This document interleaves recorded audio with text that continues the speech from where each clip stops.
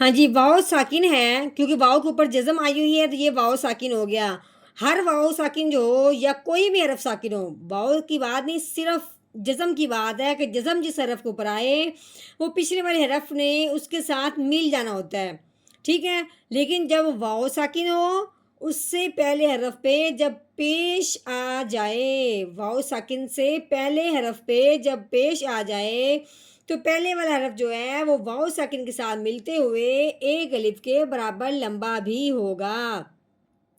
اب پہلے تو ہم نے یہ دیکھنا ہے کہ یہ الف ہے، اس کے اوپر پیش آنے کی وجہ سے الف حمزہ بن گیا۔ ہم نے بار بار یہ بات سمجھی ہے کہ الف کے اوپر زبر زیر پیش آ جائے تو اس الف کو الف نہیں پڑھتے، اس الف کو حمزہ پڑھتے ہیں۔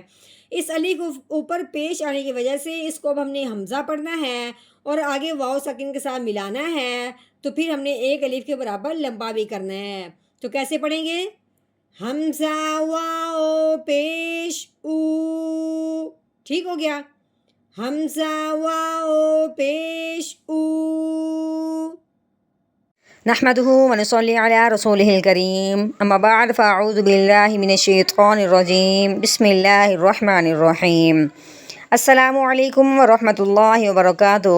امید ہے آپ سب خیریت سے ہوں گے، انشاءاللہ جہاں ہوں گے ایمان اور صحت کی نعمت سے مالا مال ہوں گے۔ ہاں جی، تو آغاز کرتے ہیں ہم اپنے آج کے سبق کا دعاؤں کے ساتھ، تو چلیے شروع کرتے ہیں۔ اللهم صل على سيدنا ومولانا محمد وعلى آل سيدنا ومولانا محمد وبارك وسلم۔ رب اشرح لي صدري ويسر لي أمري واحلل عقدة من لساني يفقهوا قولي۔ رب زدنا علما، رب زدنا علما، رب زدنا علما۔ اعوذ باللہ من الشیطان الرجیم، بسم اللہ الرحمن الرحیم۔ ہاں جی، یہ واؤ ہے، واؤ کے اوپر جو لگی ہوئی ہے اس کو زبر کہتے ہیں، ٹھیک ہے؟ واؤ کے اوپر زبر ہو تو اس واؤ کو کیسے پڑھیں گے؟ واؤ زبر وا۔ ہاں جی، آگے یہ الف ہے، الف کے اوپر لگی ہوئی ہے زبر، ٹھیک ہے؟ الف کے اوپر زبر ہو، الف کے نیچے زیر ہو یا الف کے اوپر پیش ہو تو اس الف کو الف نہیں پڑھتے، اس الف کو حمزہ پڑھتے ہیں۔ اس الف کے اوپر زبر آنے کی وجہ سے اس الف کو ہم نے حمزہ پڑھنا ہے، ٹھیک ہے؟ حمزہ پڑھنے سے پہلے آگے دیکھیں کہ آگے میم ہے، اس کے اوپر 3 دندوں والی شاد لگی ہوئی ہے، ٹھیک ہے؟ شاد والا جو بھی حرف ہوتا ہے اس حرف کو مشدد کہتے ہیں، شاد سے وہ مشدد بن جاتا ہے، ٹھیک ہے؟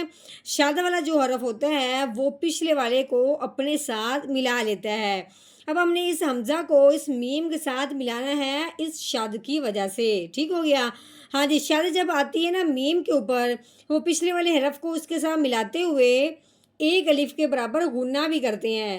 غنہ جب میم کا ہوتا ہے تو منہ بند کر کے ناک میں سے آواز نکالتے ہیں، تو کیسے پڑھیں گے؟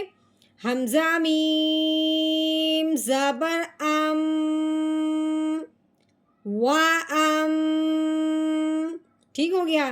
آگے دیکھیں کہ میم کے اوپر تو اب لگی ہوئی ہے زبر، شاد کے اوپر اب زبر بھی لگی ہوئی ہے، اب ہم نے میم کی زبر پڑھنی ہے۔ اسی آگے دیکھیں کہ آگے یہ کیا ہے؟ الف ہے۔ تو اب یہاں بات سمجھنے والی ہے کہ الف سے پہلے حرف پہ جب زبر آ جائے، اب الف سے پہلا حرف میم ہے، اس کے اوپر زبر ہے، ٹھیک ہو گیا؟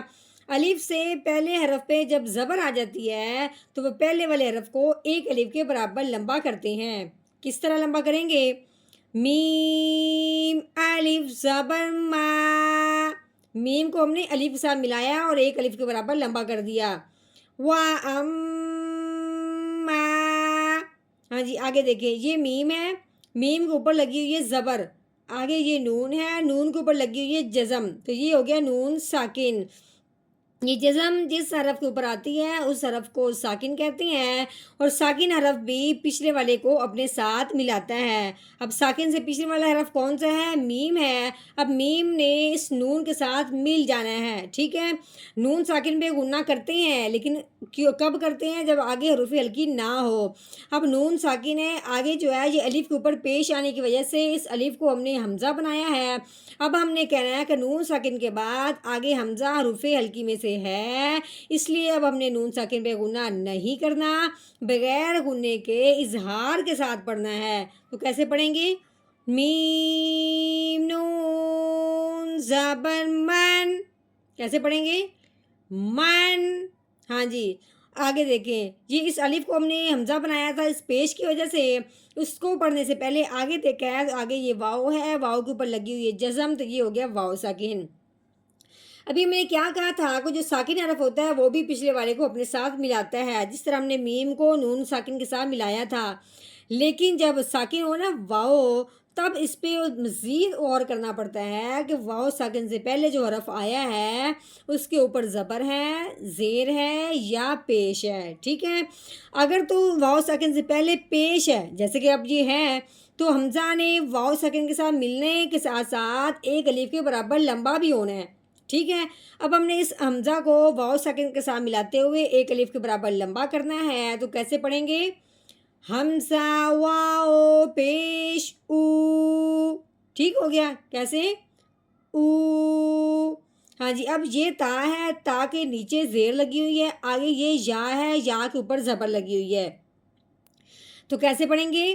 تا زیر تی، اوتی، یا زبر یا، اوتیا، ٹھیک ہو گیا۔ اب ہم نے کیا کرنا ہے کہ آیت تھوڑی سی لمبی تھی، اس لیے ہم نے آج آدھی آیت پڑھی ہے، ہم آدھی آیت کا توڑ کر لیا ہے، اب آدھی آیت کا ہی آج ہم جوڑ کریں گے، کل انشاءاللہ مکمل آیت ہو جائے گی تو پھر مکمل آیت کا جوڑ کریں گے۔ تو کیسے پڑھیں گے؟ اعوذ باللہ من الشیطان الرجیم، سورۃ الانشقاق، مکیہ، بسم اللہ الرحمن الرحیم، وَأَمَّا مَنْ أُوتِیَ وَأَمَّا مَنْ أُوتِیَ